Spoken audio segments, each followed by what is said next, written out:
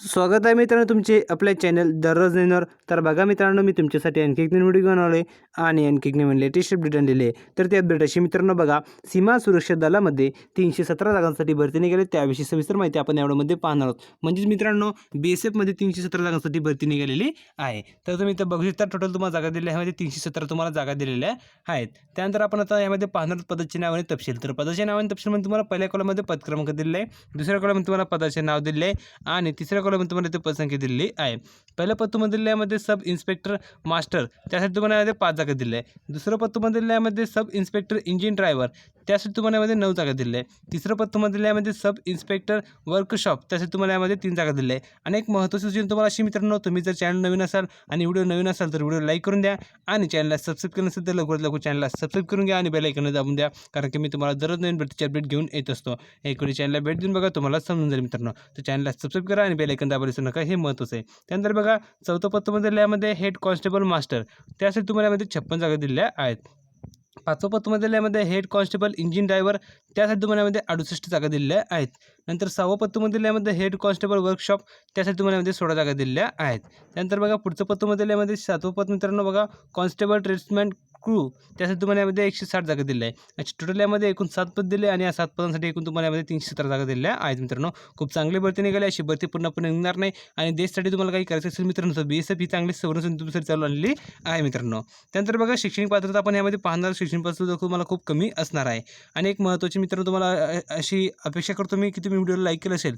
जर video like केलं नसेल तर लवकरात लवकर व्हिडिओ लाईक करून द्या आणि चॅनलला सबस्क्राईब केलं नसेल तर लवकरात लवकर चॅनलला सबस्क्राईब करून घ्या आणि बेल आयकॉन दाबून द्या, म्हणजे येणाऱ्या व्हिडिओची तुम्हाला नोटिफिकेशन मिळतील तुमच्या मोबाईलवरती.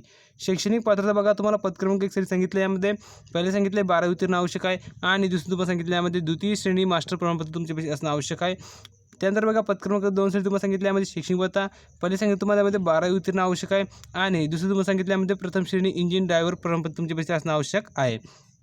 पद क्रमांक 3 साठी तुम्हाला सांगितले शैक्षणिक पात्रता, यामध्ये मेकॅनिकल इंजिनिअरिंग पदवी किंवा मेकॅनिकल किंवा मरीन ऑटोमोबाईल इंजिनिअरिंग डिप्लोमा तुमचा झाला पाहिजे, तेव्हाच तुम्ही पद क्रमांक 3 साठी अप्लाय करू शकतात. पद क्रमांक 4 साठी तुम्हाला सांगितले शैक्षणिक पात्रता, यामध्ये पहिले सांगितले 10वी उत्तीर्ण आवश्यक आहे आणि दुसरं तुम्हाला सांगितलं यामध्ये सेरंग प्रमाणपत्र तुमच्यापाशी असणं आवश्यक आहे, तेव्हाच तुम्ही पद क्रमांक 4 साठी अप्लाय करू शकता आणि अप्लाय करू शकणार नाही. आता पद क्रमांक 5 साठी बघा, शैक्षणिक पात्रता तुम्हाला काय सांगितलं तर यामध्ये तुम्हाला सांगितलं पहिले 10वी उत्तीर्ण आवश्यक आहे आणि दुसरं तुम्हाला सांगितलं यामध्ये द्वितीय श्रेणी इंजिन ड्रायव्हर प्रमाणपत्र तुमच्यापाशी असणं आवश्यक आहे, तेव्हाच तुम्ही पद क्रमांक 5 साठी अप्लाय करू शकतात. पद क्रमांक 6 साठी तुम्हाला सांगितले शैक्षणिक पात्रता, यामध्ये पहिले सांगितलं 10वी उत्तीर्ण आवश्यक आहे आणि दुसरं तुम्हाला सांगितलं यामध्ये ITI मोटार मेकॅनिक किंवा मेकॅनिस्ट किंवा कार्पेंटर किंवा इलेक्ट्रिशियन किंवा AC टेक्निशियन किंवा इलेक्ट्रॉनिक्स किंवा प्लंबरमध्ये तुमचं झालं पाहिजे ITI आणि 10वी उत्तीर्ण, तेव्हाच तुम्ही पद क्रमांक 6 साठी अप्लाय करू शकतात. पद क्रमांक 7 साठी बघा, शैक्षणिक पात्रता सांगितलं तुम्हाला यामध्ये पहिले सांगितलं 10वी उत्तीर्ण आवश्यक आहे आणि दुसरं तुम्हाला सांगितलं यामध्ये 1 वर्ष अनुभव आवश्यक आहे, तेव्हाच तुम्ही पद क्रमांक 7 साठी अप्लाय करू शकता आणि अप्लाय करू शकणार नाही. आता बघा, वयाचे दिलं तुम्हाला यामध्ये, तर वयाचे सांगितलं तुम्हाला यामध्ये 15 मार्च 2020 रोजी SC ST यांना यामध्ये 5 वर्षे सूट देण्यात आली, OBC साठी सुद्धा यामध्ये 3 वर्ष सूट देण्यात आलेली आहे.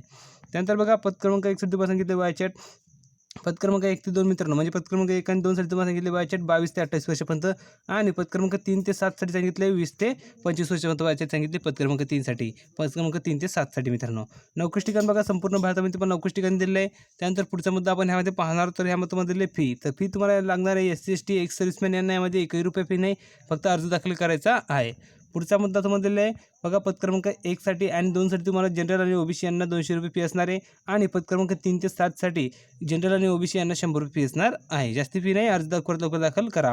पुढचा मुद्दा बघा, ऑनलाईन अर्ज करण्याची शेवटची तारीख लवकरच उपलब्ध होईल मित्रांनो, म्हणजे ऑनलाईन अर्ज करण्याची शेवटची तारीख उपलब्ध झाली नाही, जशीच ती उपलब्ध झाली तसे मी तुम्हाला कळून देईल मित्रांनो. तर हा व्हिडिओ तुम्हाला आवडला असेल तर व्हिडिओ लाईक करून द्या, चॅनलला सबस्क्राईब केलं असेल चॅनलला सबस्क्राईब करून घ्या आणि बेल आयकॉन दाबून द्या, म्हणजे येणाऱ्या व्हिडिओची तुम्हाला नोटिफिकेशन तुमच्या मोबाईलवरती मिळत जाईल.